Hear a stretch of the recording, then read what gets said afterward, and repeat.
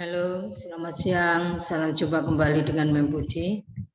Pada siang hari ini Mem Puji mau menyampaikan materi pembahasan tentang ilmu pengetahuan alam, yaitu IPA 6A, subtema 1, yaitu perkembangbiakan generatif pada tumbuhan.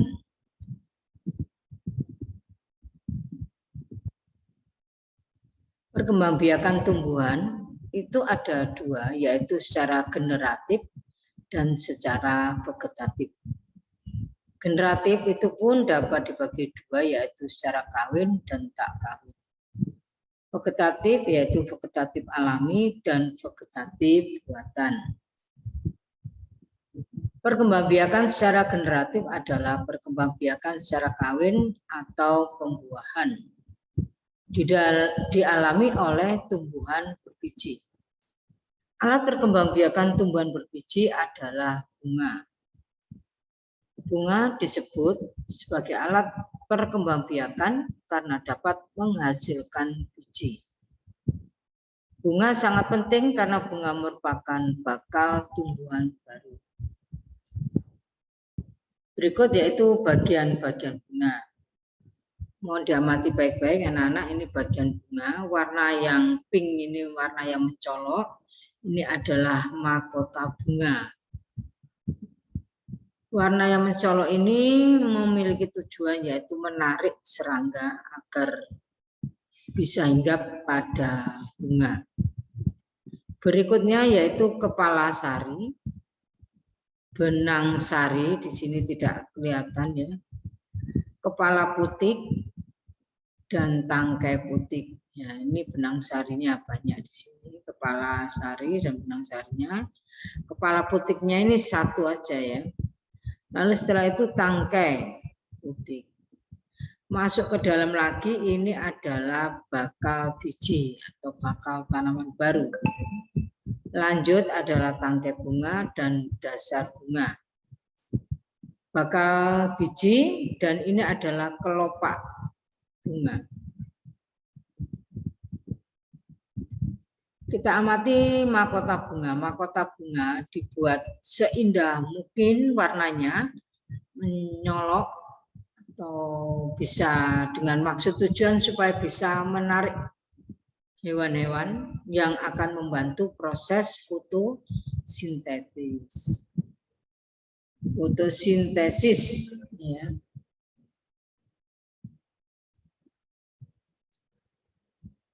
Mahkota dan kelopak bunga adalah hiasan bunga. Benang sari dan kepala putik sebagai alat kelamin pada bunga. Benang sari sebagai kelamin jantan, sedangkan putik sebagai alat kelamin betina. Bunga sempurna disebut juga bunga hermafrodit. Perkembangbiakan secara generatif umumnya terjadi melalui penyerbukan. Penyerbukan adalah peristiwa jatuhnya serbuk sari ke atas kepala putik. Kita amati bagian ini, bunga di sini. Ini adalah contoh atau gambaran proses penyerbukan. Ada 4 macam proses penyerbukan, yaitu penyerbukan sendiri, penyerbukan tetangga, penyerbukan silang, dan bastar. Penyerbukan sendiri terjadi dalam satu bunga. Benang sari dan kepala putik bertemu. Sedangkan kalau penyerbukan tetangga, dalam satu tumbuhan, dalam satu pohon, ada beberapa bunga, di antara bunga satu dengan lain melakukan penyerbukan. Ini terjadinya masih dalam satu pohon. Ini disebut penyerbukan tetangga. Penyerbukan silang. Penyerbukan silang ini dengan pohon yang lain, tetapi masih sama jenisnya. Nah, berarti ini di antara dua pohon. Tetapi jenisnya masih sama. Ini dinamakan penyerbukan silang. Sedangkan penyerbukan bastard, penyerbukan yang terjadi di antara dua pohon, namun varietasnya pohon itu berbeda. Mungkin ini bunga, misalnya bunga sepatu warna merah. Mungkin ini bunga sepatu yang varietasnya berbeda. Nah, ini dengan gambaran bunga yang berbeda, tetapi dalam satu spesies ya. Nah, jadi ini sama, ini tetap satu pohon, ini beda pohon, ini beda pohon, tapi varietasnya berbeda. Nah, penyerbukan bastard bisa terjadi seperti ini contohnya. Benang sari dan serbuk sari karena dibantu oleh kumbang. Nah, ini dibawa lari atau dibawa pergi menuju ke tumbuhan yang satunya, pada bunga yang satunya. Di situ terjadilah penyerbukan. Tadi penyerbukan tadi ada 4, yaitu penyerbukan sendiri, penyerbukan tetangga, silang, dan bastard. Penyerbukan sendiri disebut otogami, penyerbukan tetangga goitonogami, penyerbukan silang adalah alogami, penyerbukan bastard adalah hibridisasi.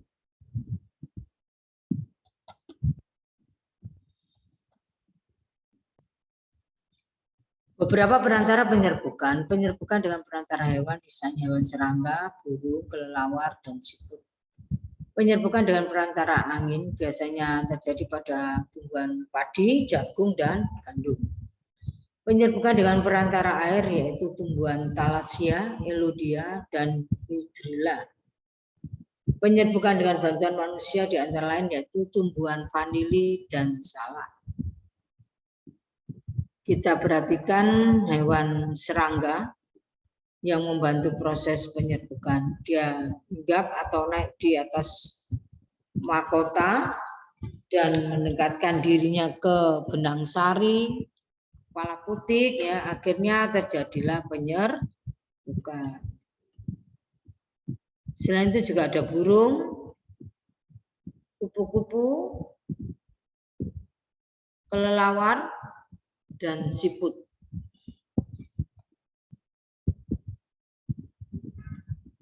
Penyerbukan dengan perantaraan manusia, saya beri contoh misalnya salak. Ini adalah bunga jantan dan bunga betina. Bunga jantan dan bunga betina dipersatukan, dipertemukan. Nah, di sini akhirnya nanti akan terjadi proses pembuahan. Perantara manusia, di sini anggrek, vanili, ya, ini gambarannya. Dibantu oleh manusia dengan mendekatkan benang sari dan kepala putiknya. Perantaran angin, nah, jagung, serbuk, sari dibawa terbang oleh angin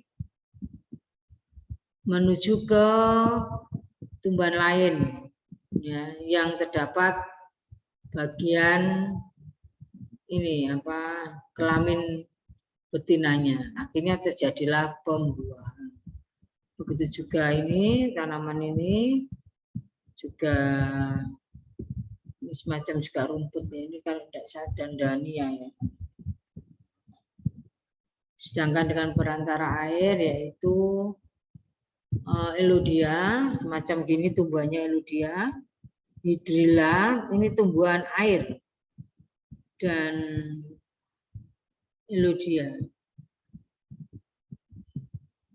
Nah, ini adalah perantaraan air.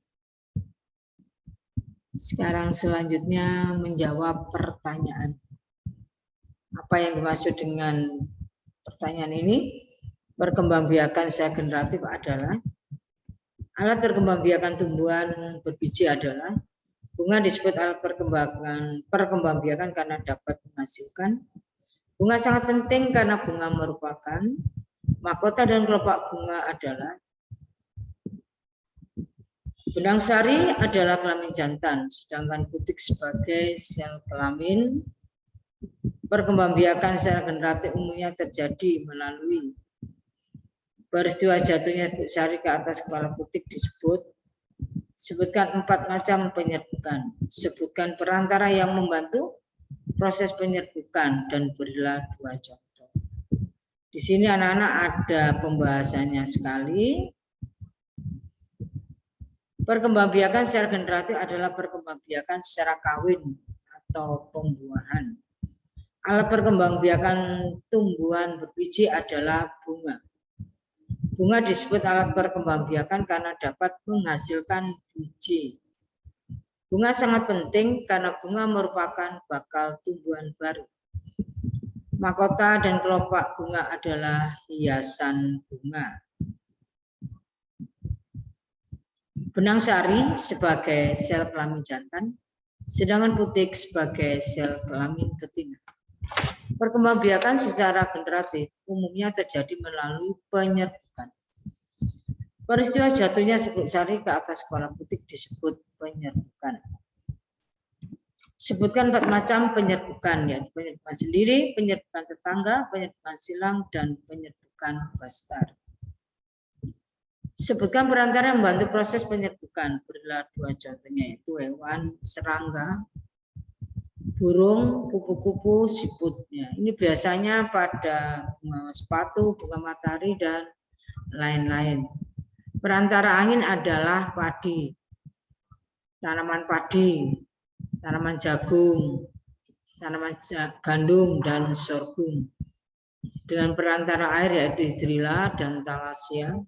Dengan perantara manusia adalah vanili, salak, dan anggrek. Demikian, terima kasih. Thank you, sampai jumpa kembali. Semoga pembahasan pada siang hari ini bermanfaat bagi kalian semua. Terima kasih. Salam sehat.